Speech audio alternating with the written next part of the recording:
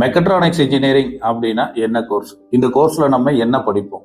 So இந்த course படிக்கணும் அப்படின்னா என்ன எலிஜிபிலிட்டி? இந்த கோர்ஸ் படித்தோம் அப்படின்னா ஜாப் ஆப்பர்ச்சுனிட்டிஸ் இருக்கா இல்லையா, எவ்வளோ சேலரியில் வேலை கிடைக்கும் அப்படிங்கிறத பற்றி தான் சிம்பிளாக இந்த வீடியோவில் பார்க்க போகிறோம். ஸோ மெக்கட்ரானிக்ஸ் இன்ஜினியரிங் அப்படிங்கிறது ஒன்றும் இல்லைங்க. It is a combination of mechanical, electrical, electronics, computer system and control system. So இந்த 5 டிபார்ட்மெண்ட்டோட காம்பினேஷன் தான் மெக்கட்ரானிக்ஸ் அப்படின்னு சொல்லுவாங்க. ஸோ இது வந்து மெக்கட்ரானிக்ஸ் இன்ஜினியரிங் அப்படிங்கிறது ஒரு கோர்ஸ் தான், 4 இயர் கோர்ஸ் தான்.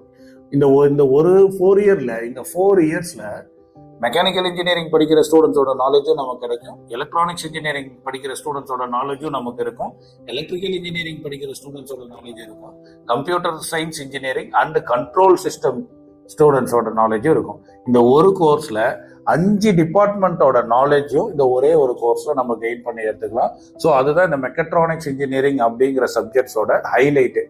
ஸோ இது என்ன மெக்கட்ரானிக்ஸ் இன்ஜினியரிங் அப்படின்னா என்ன அப்படின்னு பார்த்தீங்கன்னா, இன்னையோட ட்ரெண்டே என்னன்னா ஃபுல்லி ஆட்டோமேஷன் அப்படின்னு சொல்றாங்க. இந்த ஆட்டோமேஷன் அப்படின்னா என்னன்னா, ஃபார் எக்ஸாம்பிள் ஒரு கார் மேனுஃபேக்சரிங் இண்டஸ்ட்ரிக்கு போனோம் அப்படின்னா அந்த காரோட அசம்பிளியா இருக்கட்டும், இல்ல அந்த கார்ஸ்க்கு பெயிண்ட் அடிக்கிறதா இருக்கட்டும், இல்ல அந்த காரோட ப்ராடக்ட்ஸ் மேனுஃபேக்சரிங்கா இருக்கட்டும், இது எல்லாமே வந்து ஒரு 30 இயர்ஸ் 40 இயர்ஸ்க்கு முன்னாடி, ஒரு 25 இயர்ஸ்க்கு முன்னாடி எல்லாமே made and make by a human beings.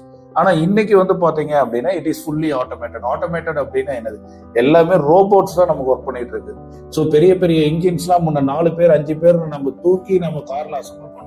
இன்னைக்கு ஒரு ரோபோட் இல்லைன்னாட்டி ஒரு மெஷின் அழகா எடுத்து அதை வச்சிருது.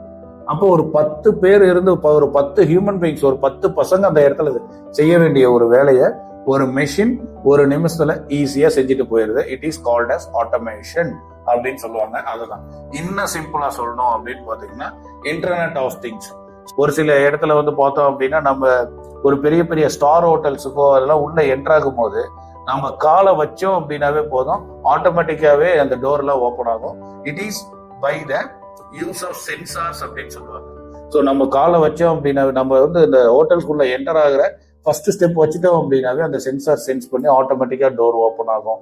இதுவும் வந்து பாத்தீங்க அப்படின்னா by the use of mechatronics engineering அப்படின்னு சொல்லலாம். அப்புறம் இப்ப நிறைய ஆட்டோ பைலட் கார்ஸ் எல்லாம் வந்துட்டு இருக்கு, ஆட்டோ பார்க்கிங் வெஹிக்கிள்ஸ் எல்லாம் வந்துட்டு இருக்கு. இந்த ஆட்டோ பைலட் கார்ஸ் எல்லாம் என்னன்னா fully surrounded by the sensors தான். அந்த காரை சுத்தியும் சென்சார்ஸ் இருந்துகிட்டே இருக்கும். எவ்வளவு வேகத்துல கார் போயிட்டு இருக்கு, எவ்வளவு வேகத்துல வந்து கார் போகணும், அதுக்கப்புறம் எவ்வளவு தூரத்துல வந்து ஒரு ஆப்ஜெக்டோ இல்ல ஸ்பீட் பிரேக்கரோ இல்ல வேற வெஹிக்கிள்ஸோ போயிட்டு இருக்கு.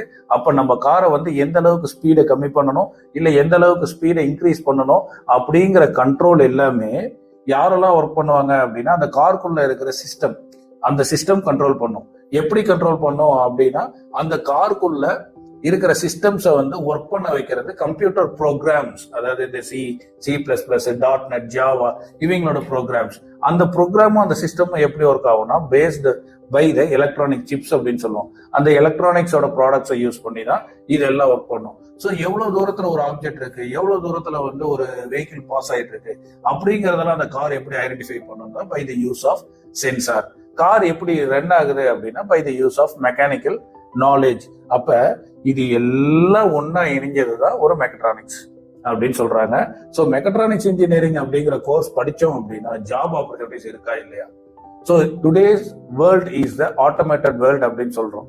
இன்னும் ஒரு 10 இயர்ஸ்க்கு அப்புறம் போனோம் அப்படின்னா நம்ம எந்த இடத்துலயும் நாம ஒர்க் பண்ணோம், நாம நின்றுதான் அந்த ப்ராடக்டோ இல்ல அந்த மெஷினையோ இல்லைன்னா அந்த ப்ராசஸையோ பண்ணணும் அப்படிங்கிறதுல everything is controlled by automation and controlled by the systems. அப்ப இன்னும் ஒரு 10 இயர்ஸ்ல எல்லாத்தையுமே சிஸ்டம் ஆட்டோமேட்டிக்காவே கண்ட்ரோல் பண்ண போகுது அப்படின்னா மெக்கட்ரானிக்ஸ் இன்ஜினியரிங் படிக்கிற ஸ்டூடெண்ட்ஸுக்கு 200 to 300% வந்து ஜாப் ஆப்பர்ச்சுனிட்டிஸ் இருக்கு.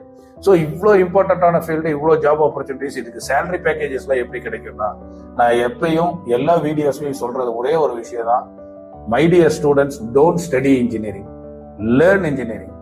அதாவது இன்ஜினியரிங் அப்படிங்கிற சப்ஜெக்டை படிக்காதீங்க, இன்ஜினியரிங் அப்படிங்கிற சப்ஜெக்டை கத்துக்குங்க. அப்படி கத்துக்கிட்டீங்க அப்படின்னா இந்த மெக்கட்ரானிக்ஸ் ஃபீல்ட கத்துக்கிட்ட ஸ்டூடெண்ட்ஸுக்கு மினிமம் ஒரு 50,000 per month as a starting salary for freshers.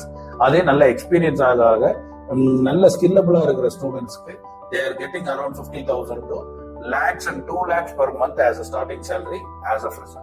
So இவ்வளோ ஆப்பர்ச்சுனிட்டிஸ் இருக்கு.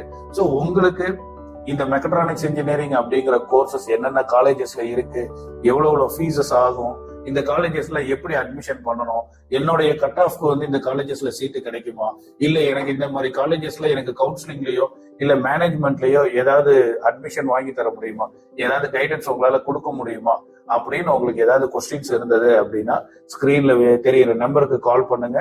நேர்ல வந்து நம்மள மீட் பண்ணனாலும் நீங்க நேர்ல வந்து மீட் பண்ணி you can get all your academic guidance for your future.